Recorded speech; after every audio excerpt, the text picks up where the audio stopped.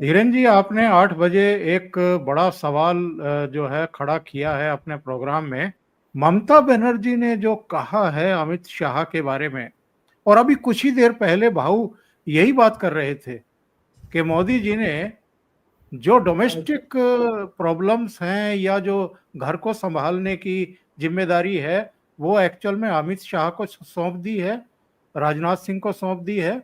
और बाहर का जो इंटरनेशनल मामला है वो एस जयशंकर और वो खुद संभाले हुए हैं। तो ममता बनर्जी इतनी बिलबिलाई हुई क्यों है? अमित शाह को इतनी गालियां क्यों निकाल रही हैं? दरअसल अगर उस बयान को देखें तो उन्होंने बयान में ही कारण बता दिया है। उन्होंने कहा कि ये आदमी जो है एसआईआर जो है इसका खेल है। वो अमित शाह के खेल को कह रही है कि एसआईआर इसका खेल है, और अब आप इसके खेल से जो है वो प्रधानमंत्री मोदी को ये मान रही कि प्रधानमंत्री मोदी शायद ज्यादा बेहतर रहेंगे, इससे तो बड़ा खेल है। क्योंकि आप ये देखिए, जो 2019 में जो जीत हासिल हुई थी, अगर आप देखेंगे 2017-18 से कैलाश विजयवर्गीय को वहां भेजने वाले अमित शाह ने कैलाश विजयवर्गीय को भेजा, क्योंकि उस वक्त जो बीजेपी की ताकत थी ना, वहां उनके पास फंड था, ना उनके पास कोई ताकत थी, ना बूथ थे। जनता जरूर दिख रही थी। राहुल बोस अध्यक्ष है, आपको भी याद नहीं होगा, बहुत सारे आम आदमी को याद नहीं होगा, वहां कौन जीत के आ गया उसका याद नहीं था। लेकिन वो जो बड़ी तैयारी थी वो वहां, और बीजेपी के अंदर ये कसक भी है क्योंकि श्यामा प्रसाद मुखर्जी का भाई होम स्टेट है, सब चीजें हैं, उसी से पार्टी आज भी नाम लेते हैं, और वहीं हम नहीं है। तो ये 2014-15 के बाद कैलाश विजयवर्गीय, चूंकि वहां शिवराज सिंह चौहान का सरदर्द भी थे, लेकिन पैसा इकट्ठा करने में बहुत बढ़िया आदमी है, तो उनको वहां भेजा गया। तो आप देखेंगे एक पूरा एक बूथ वाइज तैयारी की गई थी, और वो अमित शाह को रिपोर्ट करते थे। पूरी तरह से वो तैयारी अमित शाह के इर्द गिर्द थी। 18 सीटें आना खुद ममता बनर्जी को नहीं चौंका रहा था, बीजेपी के आदमियों को भी चौंका रहा था, किसी को नहीं लग रहा था क्योंकि कोई बड़े नहीं। लेकिन उसके बाद 2019 के बाद जिस तरह की जीत की उम्मीद थी वो लोगों को लगता है, ये तमाम लोगों, लेकिन 3 से 77 पे जाना बहुत बड़ी बात है। वोटों का कुछ ही अंतर रह गया था अगर वोटों के तौर पर देखें। अभी क्या हुआ है, एक तो एसआईआर हो गया। अगर एसआईआर में वो सिर्फ 20 से 30 लाख कम होती, क्योंकि वो जहां सबसे ज्यादा गड़बड़ियां मिलेंगी, जहां सबसे ज्यादा घुसपैठिए मिलेंगे, जहां सबसे ज्यादा फर्जीवाड़ा मिलेगा एक एक के बाद कहीं कहीं, वो बंगाल की जमीन होगी, जरूर होगी। क्योंकि वहां जिस तरह से जो बांग्लादेशी घुसपैठ है उसको अगर सबसे बड़ी संख्या आपको कहां मिलेगी, या तो नॉर्थ ईस्ट के स्टेट्स में मिलेगी, या फिर वो बंगाल में, चूंकि वो गेट है लगा हुआ और वहां बहुत आसान भी है। आप तो खैर बंगाली तो पहचान लेते हैं, भाषा का अंतर, लेकिन जनरली तो कोई और तो पहचानेगा नहीं कि उसमें कौन बांग्लादेशी है। अब आप अगर ये देखेंगे इस बार वहां किसको भेजा गया, भूपेंद्र यादव को भेज दिया गया। भूपेंद्र यादव को आप देखेंगे बिहार में देखिए, मध्य प्रदेश में देखिए, महाराष्ट्र में देखिए और मणिपुर में देखिए, चारों जगह वो बहुत जनता के बीच में उस तरह का स्वीकार्यता है नहीं, अलग बात है कि भाई वो अजमेर जीत गए। एक मिनट धीरे धीरे धीरे एक आपको जोड़ दूं। देखो, दीवार ईंटों से बनाने वाला मिस्त्री अलग होता है, प्लास्टरिंग करने वाला अलग होता है। हाँ, मैं यही कह रहा हूं कि उन्होंने इसीलिए इस बार उन्हीं को भेजा जो उसी स्टाइल में, चूंकि पिछली बार पैसा वो सब चीजें तैयार हो गई, अब उनको एक ऐसी वो चाहिए। क्योंकि देखिए पिछली बार एक गलती तो हुई थी, आप और मैं, याद है जब चुनाव के एकदम तुरंत बाद हमने किया था, मैं कह रहा था कि इनको 355-356 लगानी चाहिए थी, ये मेरा मानना उस समय भी था। लेकिन बीजेपी इस बार आप देखेंगे बहुत साइलेंटली है, बहुत उसके साथ है, और एक झटका लगा है। 24 के चुनाव ने एक झटका दिया अभी खगेन मुर्मू वाला। लेकिन ये बात ममता बनर्जी को भी मालूम है। ममता बनर्जी ये जानती है कि जो वोट है वो आज भी संगठित है, बीजेपी के पास यहाँ वोट है। अगर उनकी रणनीति कुछ भी कारगर होगी तो रणनीति, और देखिए बिल्कुल सही बात भाऊ साहब कह रहे थे कि वो जो है इंटरनल पॉलिटिक्स में अब उनके पास वाकई इतना समय नहीं है मोदी के पास, क्योंकि जब आपके राष्ट्र के लिए एग्जिस्टेंशियल संकट होता है, क्योंकि ये कोई कमजोर संकट नहीं, मैं नहीं मानता, हर आदमी का एक अलग आइडिया होगा, मैं मानता हूं कि अमेरिका के साथ टकराना आज की डेट में भी बड़ा आसान काम नहीं है, और आसान काम भी नहीं, बड़ा भी नहीं, आसान काम भी नहीं, और बहुत मुश्किल काम है। तो अगर कोई प्राइम मिनिस्टर वो कर रहा है और कभी झुकने की कोई मतलब कोई गुंजाइश ही नहीं है, मतलब उन्होंने अपने आप को, अमेरिका ने भी ऐसे कॉर्नर पर लाके खड़ा कर दिया हमको कि हम अब पीछे नहीं जाएंगे, और ये शायद ट्रंप की सबसे बड़ी गलती यही हुई कि उसने मोदी को कॉर्नर करने की कोशिश की, जो हमेशा पलट के जवाब देता है और बहुत ठंडे से, क्योंकि इकट्ठा रखता है, जवाब देता है बड़ी तारीफ से। तो वो गलती हुई थी और अब पूरी ताकत आप देखेंगे अमित शाह के पास है। दूसरा एक बड़ा कारण ये भी है कि आपने देखा होगा कि अमित शाह के मुस्कुराते हुए फोटो बहुत कम दिखाई देंगे।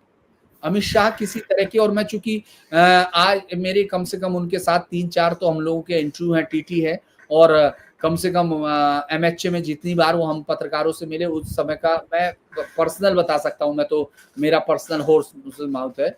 वो ये साफ बोलते हैं कि यार देखो, मैं किसी भी तरह की औपचारिकता में यकीन नहीं रखता, जैसा सवाल करोगे वैसा जवाब दूंगा, बिल्कुल सीधे, कोई मतलब कोई ऐसा भी नहीं होता आप मुस्कुरा के बात करोगे, कभी कोई मुस्कुराहट नहीं, कुछ नहीं। आप आए हो, एक प्रोफेशनल हो, एक पत्रकार हो, तुमको पत्रकार के लिए बुलाया गया, तुम्हारी कंपनी से है, तो तुम्हारे साथ में बैठ के हाथ मिला के मुझे कोई खुशी नहीं मिलनी।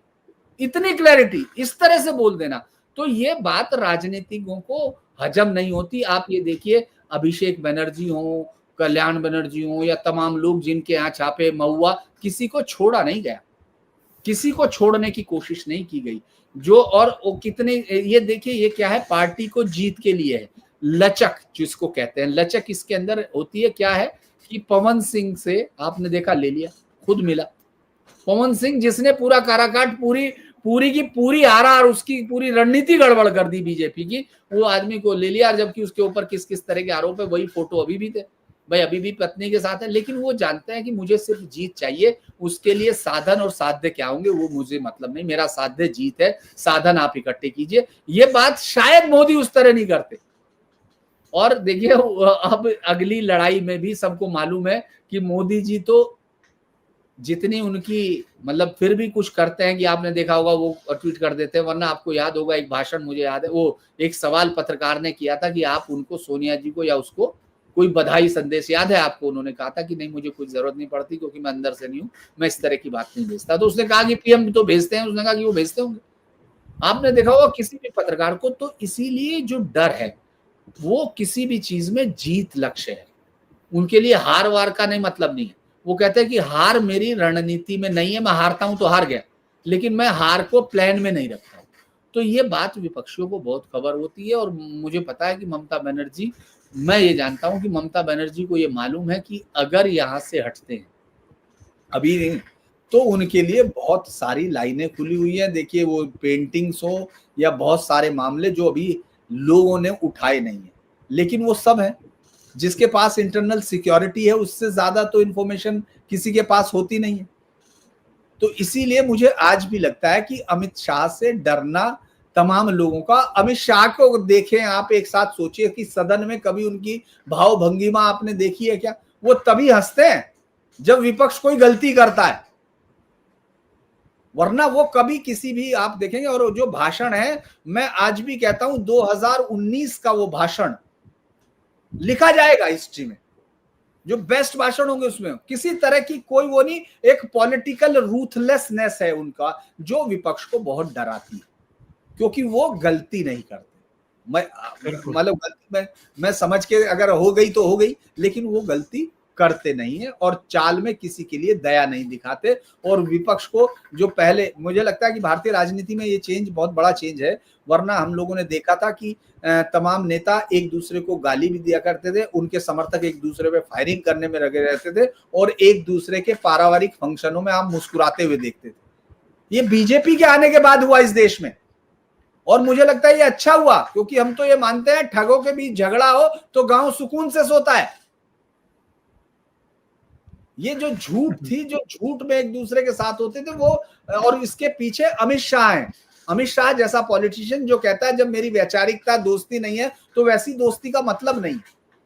और अमित शाह ही, मैं एक उदाहरण के साथ बात खत्म करूंगा कि मैंने मेरे यहाँ भी दिया है, मैं उसमें भाऊ, मैं चूंकि 2002 से गुजरात जाता हूँ और 2-3 चुनाव मैंने बहुत कवर किए, और इस दौरान चूंकि इन्वेस्टिगेशन का रिपोर्टर था तो आईजी और तमाम एजेंसीज के साथ बड़ा मुझे मजा भी आता था। तो मैंने ऐसे ही कहा, और उस समय इस देश के तमाम यूट्यूबर, आपको याद होगा 2000 जो इससे पहला चुनाव था गुजरात का, 2022 वाला 23 वाला, उसमें क्या कर रहे थे आप सबके उस पर चले जाइए जिसमें लिखा हुआ अमित शाह और मोदी के बीच में ठनी, मोदी की नहीं सुन रहे अमित शाह, याद है ना आपको? लगा था, अभी भी पढ़े उनके ट्वीट पे।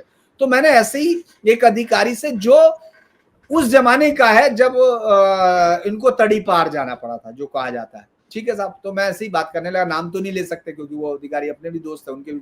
तो उन्होंने मैंने कहा कि यार अब चूंकि दिल्ली में बैठते हैं तो हम लोगों को ग्राउंड से वो तो रहता ही, हमने कहा कि साहब इनके बीच में कुछ चल रहा है क्या?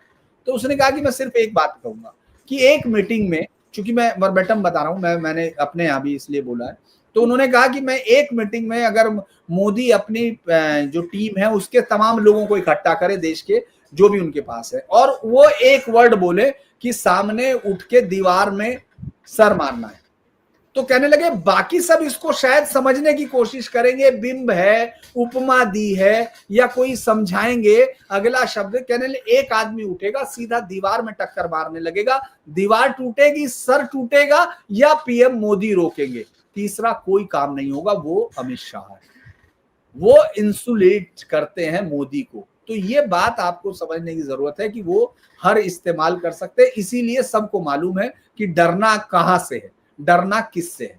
इसीलिए अमित शाह को मीर जाफर बताते वक्त वो ये सोच नहीं रही थी कि वो मीर जाफर नहीं, वो मोदी जी की परछाई है। जी जी, एक दूसरे के लिए पूरक है वो, आप समझो, एक दूसरे दोनों को मालूम है कि एक दूसरे के सिवा अधूरे भी है, ये भी समझ लो। एक बात है कि देखो धनखड़ का मामला हो गया, मोदी उठकर 24 घंटों में विदेश निकल गए थे, कितना कॉन्फिडेंस है कि राजनाथ और अमित शाह निपट लेंगे, इतनी छोटी बात नहीं थी। एक संवैधानिक पद पर बैठे इंसान को हटाया गया था, वो कुछ झंझट करेगा, लेकिन मोदी जी को कितना विश्वास था कि अमित शाह और राजनाथ मिलकर निपट लेंगे, इससे पता चलता है। तो ये बाकी ठनी है वगैरह वगैरह, ठीक है, मिर्च मसाला लगाओ, ये इन लोगों को जो आपका खान मार्केट गैंग वगैरह इको सिस्टम में, वो मरे हुए घोड़े को हंटर मार मार कर उठाना चाहते। अब क्या करें, उनको कौन समझाए कि मरा हुआ घोड़ा है, वो उठेगा तक नहीं, लेकिन ये बोलते नहीं नहीं दौड़ेगा भी। घोड़ा या गधा भाऊ, 65 अरे साल गधा का हो या घोड़ा हो, मरा हुआ है तो उठकर खड़ा नहीं होगा ना, सबसे पहली बात हो। वो दौड़ेगा, रेस में चलेगा या बारात में जाएगा, वो बाद की बात है, लेकिन मैं भाऊ उसको उठकर साहब के सामने बस एक जोड़ूंगा छोटी सी बातचीत, फिर आप अपना, जो आपने कहा ना एक सिक्के के दो पहलू हैं, वो इसलिए है क्योंकि आपको मैं बता दूं, वहां जो कोड लैंग्वेज चलता है, जो जब ये मुख्यमंत्री और वहां गृह मंत्री थे, तो वो बोलते थे काली दाढ़ी या सफेद दाढ़ी, तो काली दाढ़ी सफेद दाढ़ी। तो ऑडियो क्लिप जो वायरल हुआ था, हाँ, किस पुलिस अफसर का, उसमें था ना वो काली दाढ़ी सफेद दाढ़ी, जो तहलका वालों ने या कोई ने किसी ने किया था ना। तो ये चलता है। देखो इनके पास खबर नहीं होती तो ये ऐसे कहां से कुछ भी निकाल कर उसको तड़का दे देते कि देखो अभी अभी खबर आई है, तो शुरू हो जाता है। तो अभी इसमें ठनी उसमें ठनी। देखो एक बात है, मतगणना तक ये सब खबरें आती जाती है, और मैं हमेशा बोलता हूँ कि मोदी जी मानते हैं कि मुझे चुनाव की मतगणना के बाद जीतना है, उसके पहले जिसको जीतना है जीतो भाई।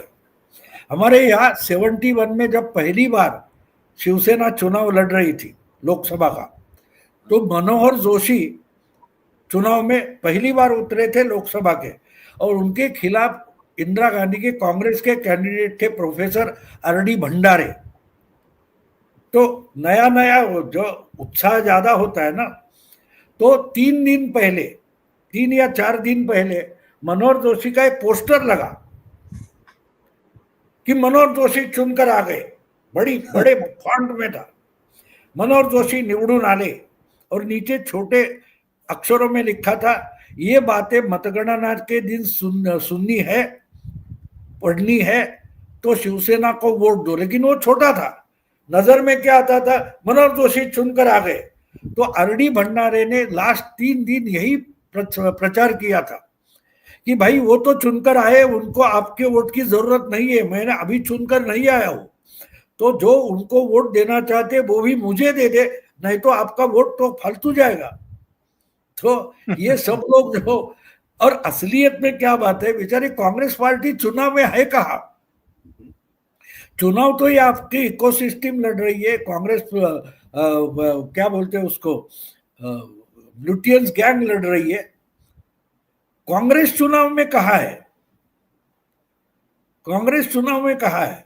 इनकी हालत बिल्कुल पाकिस्तानी क्रिकेट फैंस जो है ना, इनके जैसी हो गई। आखिरी 3 ओवर 2 ओवर तक लड़ते रहते और बाद में बोलते अरे यार क्या हो गया। ये सब कांग्रेस के समर्थक लोग है ना, उनकी वही फिर हमारे वानखेड़े आ जाते हैं कि कांग्रेस ने स्लीपर सेल है। शायद मुझे लगता है कि मोदी जी ने और वो कौन अश्विनी वैष्णव, उन्होंने वंदे भारत बनाने के बाद जो पुराने गाड़ी के स्लीपर डिब्बे थे वो वानखेड़े के पास भेज दिए, वो कांग्रेस को जोड़ते रहते। चलिए वीरेन जी, आखिरी टिप्पणी आपकी चाहूंगा। ये पहलगाम के बाद जो साफ सफाई का अभियान अमित शाह के नेतृत्व में इस देश में चल रहा है, और देखिए आतंकवाद को लगभग मिनिमाइज कर दिया गया है, आतंकवाद की कमर तोड़ दी गई है। पाकिस्तान में 9 ठिकाने ध्वस्त किए गए, जिनमें जैश, लश्कर, हिजबुल के हेडक्वार्टर।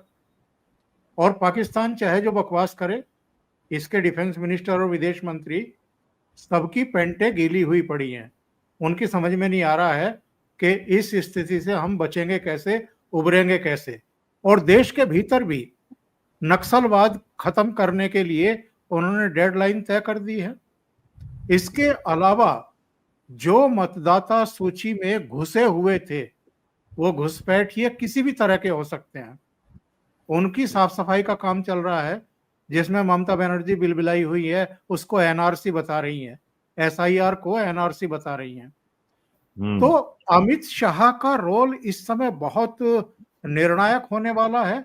और याद रखें, अगर हमें 2047 तक इस देश को विकसित भारत की श्रेणी में लेकर के आना है, विकसित देशों की पांच में ले जाकर खड़ा करना है, तो ये जिस तरह की बाधाएं हैं, आतंकवाद, नक्सलवाद, अलगाववाद, घुसपैठ, इन सब से तो निपटना पड़ेगा ना। देखिए, प्राइम मिनिस्टर ने क्या कहा, अमित शाह ने क्या कहा, यदि उसको हम दोहराएंगे तो आपत्ति करने वालों को मौका मिल जाएगा कि हम उनके शब्द आडंबर, शब्द जाल, उनके रेटरिक और जार्गन को हम आगे बढ़ा रहे हैं और हम इंडिपेंडेंट जर्नलिस्ट नहीं है। तो हम ये विकसित भारत, हम इसमें जो प्राइम मिनिस्टर की भाषा के जो अनाउंसमेंट है उस पर हम नहीं पढ़ते। मोटी बात यह है, प्राइम मिनिस्टर मोदी पहले दिन से इस देश की डिफॉल्ट सेटिंग को बदलने में लगे हैं। वो बदल भी गई है, इसीलिए हर तरफ बेचैनी है। तो अमित शाह या भारत सरकार की, प्राइम मिनिस्टर मोदी किस नीति पे चल रहे हैं, वो ज्यादा महत्वपूर्ण है इंस्टेड ऑफ द इंडिविजुअल। तो जो आतंकवाद का जो इकोसिस्टम की जो डिफॉल्ट सेटिंग है वही बदल रही है। जिस तरीके से 26/11 में आतंकवाद को एक भारत में एक नॉर्मल एक्टिविटी के रूप में मान लिया गया, और जिस तरीके से पीएम ने कल बंबई में कहा, और फिर और जो उसके पहले पी चिदम्बरम का बयान आया, ठीक है, हो गया घटना, तो ये अब नहीं होगा। आज जो है पहली बार ऐसा हो रहा है 60 सालों में कि नक्सलाइट भारत सरकार से वार्ता का प्रस्ताव रख रहे हैं।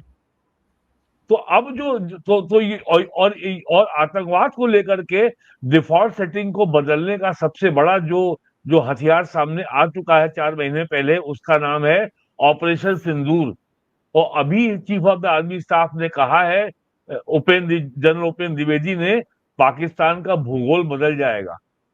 तो मैं आज ये कहता हूं कि ऑपरेशन सिंदूर पार्ट 2 जब होगा, वो वास्तव में भूगोल बदलेगा, भारत का भाग्योदय होगा, और जो कुछ भाऊ अब तक बोल चुके हैं उसका एंड रिजल्ट आपको ऑपरेशन सिंदूर पार्ट 2 के बाद दिखाई पड़ेगा।